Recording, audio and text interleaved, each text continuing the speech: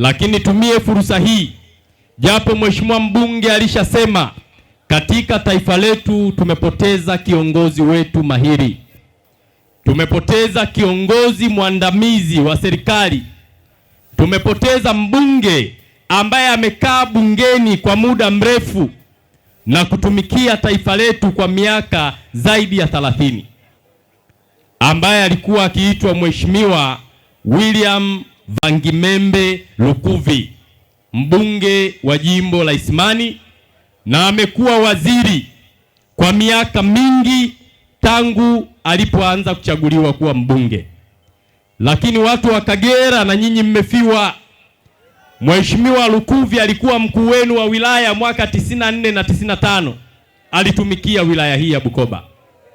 Kwa hiyo hapa mmepoteza kiongozi, taifa limepoteza kiongozi, na sisi watu wa Iringa tumempoteza baba yetu na kiongozi wetu.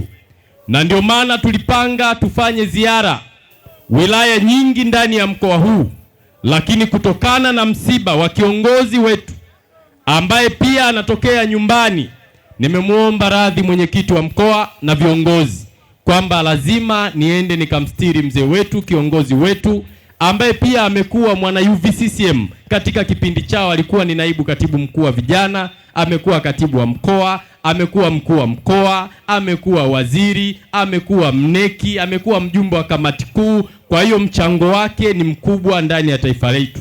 Kwa hiyo tumepata msiba, lakini tunashukuru mlisimama mkampa heshima na kumwombea dua na sala. Mwenyezi Mungu awabariki na mpumzishe kwa amani mzee wetu Lukuvi.